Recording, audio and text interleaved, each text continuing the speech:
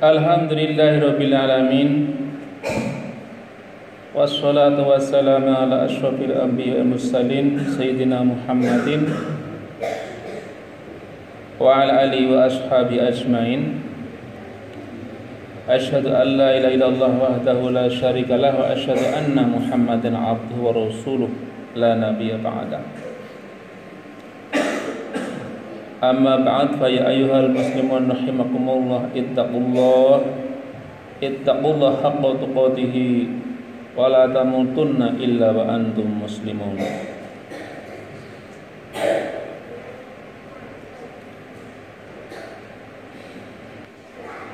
Wa qala aidan fi kitabil karim a'udzu billahi minasyaitonir rajim ya ayyuhalladzina amanu ittaqullaha wal tanzur nafsum ma qaddamat lighad wattaqullaha innallaha khabirum bima ta'malun. Jamaah semua yang berbahagia, marilah pertama-tama kula panjenengan maturkan puji syukur kehadirat Allah Subhanahu wa taala pada siang hari ini dalam suasana yang terik seperti siang ini kita masih diberi kesempatan, diberi rahmat, diberi hidayah oleh Allah Subhanahu wa taala untuk bersama-sama beribadah yang merupakan kewajiban kita sebagai setiap muslim, yaitu melaksanakan sholat Jum'ah dan mendengarkan khutbah. Kita bersyukur jamaah semuanya karena banyak saudara kita di luar sana yang karena sesuatu dan lain hal tidak bisa bersama-sama dengan kita untuk beribadah bersama-sama, mungkin karena sakit, mungkin karena sedang bepergian, atau mungkin karena kesibukan yang tidak tergerak hatinya untuk beribadah bersama-sama di siang hari ini. Salawat dan salam semoga senantiasa terlimpah kepada junjungan kita Nabi besar Muhammad sallallahu alaihi wasallam. Jamaah yang berbahagia, saya berpesan kepada jamaah semuanya dan utamanya kepada pribadi saya, marilah kita tingkatkan takwa kita kepada Allah Subhanahu wa taala dengan takwa yang sebenar-benarnya, yaitu melaksanakan semua perintah Allah dan menjauhi semua larangan Allah Subhanahu wa taala. Larangan Allah banyak sekali, begitupun kewajiban-kewajiban ataupun perintah Allah juga sangat banyak, baik yang ada dalam Al-Quran ataupun sunnah dan lain sebagainya. Dan itu tercakup ada yang mungkin memberatkan kita, ada yang mungkin malah meringankan kita. Tapi apapun itu, kalau memang itu perintah Allah, marilah kita laksanakan. Kalau itu merupakan larangan Allah, marilah kita jauhi bersama-sama sesuai dengan kemampuan kita masing-masing. Mastata'tum, sesuai kemampuan masing-masing dari kita semuanya. Sama semuanya yang berbahagia, hari ini masih dalam suasana Agustus nih. Banyak sekali kegiatan di setiap kelurahan pasti ya untuk menyambut Agustusan, untuk menyambut atau ulang tahun kemerdekaan Republik Indonesia yang ke-77. Banyak sekali acara ataupun mungkin kegiatan-kegiatan sifatnya perlombaan yang mungkin sebenarnya sifatnya seperti hiburan, permainan begitu. Tapi entahlah apa, yang penting itu adalah wujud mungkin rasa gembira kita, syukur kita yang sudah turun temurun, sudah dari tahun ke tahun dimanapun seperti itu. Nah ini tanggal 17 Agustus besok kita memeringati 77 kemerdekaan kita. yang dilaksanakan pada dulu 1945, jadi sudah hampir 100 tahun. Besok tahun 2045 sekitar 100 tahun. Pemerintah kita mencanangkan Indonesia emas begitu. Jadi diharapkan pada pada 2045 besok kita benar-benar punya sumber daya manusia yang baik, yang bagus, yang handal, supaya bisa meningkatkan daya saing kita dengan bangsa-bangsa yang lain, dengan negara-negara yang lain. Jangan sampai kalah gitu. Nah, di antara yang mungkin sekarang sedang digaungkan oleh pemerintah jamaah semuanya, jadi 24% anak-anak kita itu mengalami stunting begitu. Ini kan sebuah keprihatinan, bagaimana anak-anak kita yang umurnya sekarang masih usia balita, usia SD, nanti ketika 4 tahun 2045 mereka lah yang akan menggantikan kita. Tapi ternyata 24%-nya kita, anak-anak kita adalah anak yang stunting. Stunting itu nek bahasane tiyang desa niku cebol, gagal tumbuh begitu. Dan nanti dampaknya ke depan dia gampang sakit gitu. Terus tidak begitu cerdas. Jadi otomatis nek mboten pati cerdas, berarti persaingannya dengan bangsa lain atau orang lain pasti kalah. Jadi dibanding teman-teman sebayanipun niku mboten pati dhuwur gitu, mboten cerdas, dan nanti gampang sakit. Itu 3 cirinya itu tadi. Pertumbuhannya lambat gitu, tidak begitu tinggi, terus gampang sakit, dan secara akademis tidak begitu pandai. Walaupun juga pendek belum tentu stunting, tapi paling tidak nek mengalami tadi itu nih, pertumbuhannya kurang, gampang sakit, terus di sekolah nilainya akademisnya dengan teman-temannya sangat jauh, dan nanti yang paling mengkhawatirkan sama semuanya ketika dia di usia 40 tahun ke sana, dia gampang obesitas dan gampang kena penyakit PTM, penyakit tidak menular. Dan ini yang menjadi PR kita semua. Yang penting adalah bahwasanya yang perlu kita renungkan semua terkait dengan peringatan 77 tahun Indonesia kita merdeka jamaah semuanya. Jadi awalnya adalah kenapa kemudian para pendahulu kita yang waktu masih usia-usia muda kemudian mereka itu bergerak begitu, yang konon kalau kita baca terinspirasi oleh gerakan-gerakan yang sama di negara lain seperti Turki, seperti Mesir dan lain sebagainya. Kenapa mereka kemudian bergerak untuk berjuang memperoleh kemerdekaan? Ternyata sama semuanya mereka yang mempelopori gerakan untuk merdeka adalah orang-orang muda yang berpendidikan begitu. Ya kayak Soekarno, Hatta, Nasir dan lain sebagainya, Syahrir. Niku semua adalah orang-orang muda umur 20 tahunan ke atas begitu, belum genap 30. Mereka adalah orang-orang yang terdidik, orang-orang yang berpendidikan. Gitu. Jadi kalau orang terpelajar, terdidik pasti punya punya motivasi, punya punya inspirasi, punya pikiran ingin untuk berpikir maju ke depan untuk meningkatkan bukan saja mungkin untuk kepentingan dia sendiri tapi juga untuk orang lain begitu. Dan lebih jauh lagi adalah untuk kepentingan bangsa dan negara. Bayangkan sama semuanya sudah hampir 350 tahun pulau Panjangan dijajah Belanda dan kemudian Jepang, itu sudah lama sekali.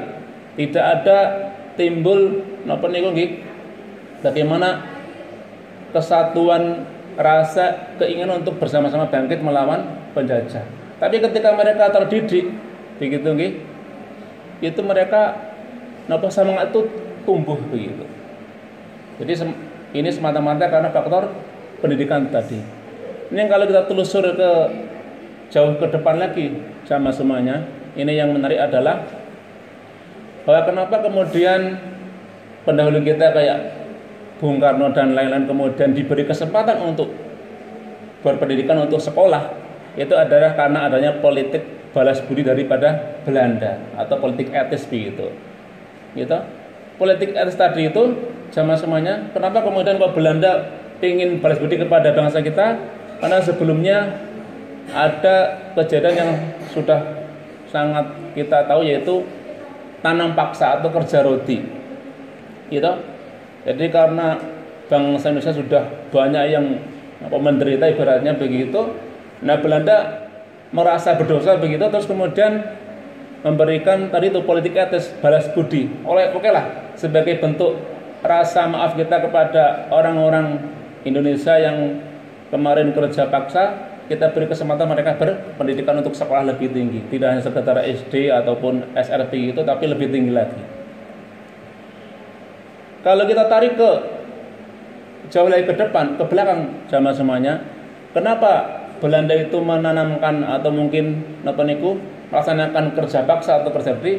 Itu karena Belanda bangkrut begitu. Bangkrut, tidak punya dana, entek-entekan. Itulah yang menjadi alasan dilaksanakan kerja rodi ataupun kerja paksa tadi itu. Ditelusuri jauh lagi ke belakang, kenapa Belanda bangkrut sama semuanya? Karena apa? Karena perang Diponegoro. Jadi awalnya adalah perjuangan dari Pangeran Diponegoro yang waktu itu kebanyakan pasti semuanya pasukan Islam begitu. Mereka berperang habis-habisan selama 5 tahun dari 1825 sampai 1830. Dan itulah yang membuat penjajah atau bangsa Belanda menjadi rugi besar, bangkrut begitu. Jadi ternyata awal dari kemerdekaan kita gitu, sama sebenarnya adalah dari perjuangan daripada ulama-ulama kita, nenek moyang kita di tanah Jawa terutama, yang dipimpin oleh Pangeran Diponegoro, yang kemudian itu menjadi sebab Belanda bangkrut. Terus ada kerja paksa, ada politik etis, dan itulah kemudian bangsa kita, para pemimpin kita, para pejuang kita menjadi terdidik, dan itulah yang kemudian menjadi cikal bakal tumbuhnya semangat untuk memerdekakan diri. Dan alhamdulillah pada 17 Agustus kita 1945 kita memproklamirkan diri sebagai bangsa yang merdeka, sebagaimana bangsa-bangsa lain. Itu ya yang harus kita syukuri gitu. Syukurnya itu kalau dalam hal, kalau mungkin zaman sekarang tentu beda dengan bangsa kita ketika menghadapi Belanda secara terang-terangan di 77 tahun yang lalu. Sekarang kalau orang mengatakan perangnya itu asimetris begitu, jadi tidak jelas siapa musuhnya, gitu. Mungkin budaya, mungkin ekonomi kita tidak jelas siapa musuhnya. Tapi mungkin satu poin yang ingin saya sampaikan di sini sama semuanya, bahwa betapa pentingnya pendidikan kita untuk meningkatkan derajat taraf hidup kita, dan itu bahkan menjadi cikal bakal untuk semangat kita memerdekakan bangsa kita di masa lalu. Kemarin kita baca di zaman semuanya di sebuah media begitu, anak-anak Malaysia yang lulusan SMK itu hanya 20% sing kepengen kuliah, gitu. Jadi yang 80% boten pengen kuliah. Apa alasannya? Karena melihat banyak sekali anak-anak yang hanya lulusan SMP, SMA, mereka main YouTube gitu, jadi influencer, terus duitnya kathah gitu. Jadi betapa pikirannya hanya fokus kepada uang, bukan kepada ilmu pengetahuan. Bahkan Nabi mengajarkan kita boleh tamak, tapi tamak dalam hal ilmu begitu. Kita tamak enggak apa-apa, tapi tamak dalam hal ilmu. Bahkan Nabi mengatakan hanya 2 orang yang boleh kita merasa iri kepada mereka. Napa niku? Orang yang punya ilmu gitu, apalagi ilmu Al-Quran, dan mengajarkan kepada orang lain, dan orang yang punya harta dan hartanya dibelanjakan untuk kepentingan agama Allah. Jadi kalau semangat kita untuk sekolah sudah luntur, mboten pengen sekolah, ini sudah awal dari kehancuran bukan saja sebuah keluarga, tapi sebuah bangsa yang cakupannya lebih besar lagi. Jadi kula pesan nggih dumateng kula piyambak terutama, dan juga kepada jamaah semuanya, marilah kita tingkatkan daya saing kita tingkatkan kualitas kita, keluarga kita, dengan meningkatkan pendidikan kita, meningkatkan pendidikan keluarga kita. Jangan sampai kita kalah dengan mungkin bangsa-bangsa lain yang sudah gandrung dengan pendidikan. Kita ibaratnya mungkin pendidikannya barangkali ketika di masa lalu rendah SMP, SMA. Tapi jangan sampai anak kita mewarisi hal yang sama. Nek saged niku anak putu kula panjenengan lebih dhuwur timbang kula panjenengan. Itulah pentingnya pendidikan, karena juga Nabi sangat menekankan gitu.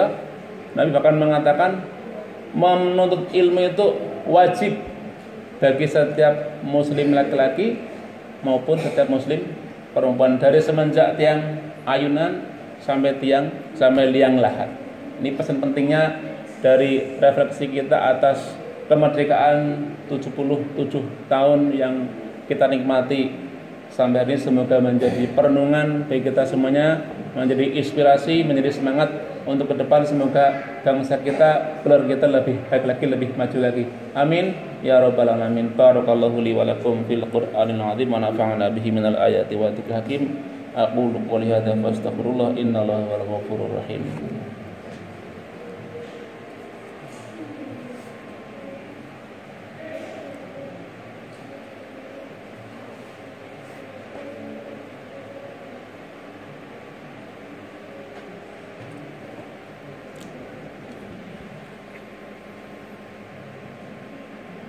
Alhamdulillahirabbil alamin hamdan na'imna hamdash syakirin asyhadu an la ilaha illallah wahdahu la syarikalah wa asyhadu anna Muhammadan 'abduhu wa rasuluhu la nabiyya ba'dah. Allahumma shalli wa sallim ala sayyidina Muhammad wa ala ali sayyidina Muhammad wa ashabihi al-mujahidin adh-dhahirin wa la aqibatul muttaqin wa la 'udwana illa 'alal zalimin.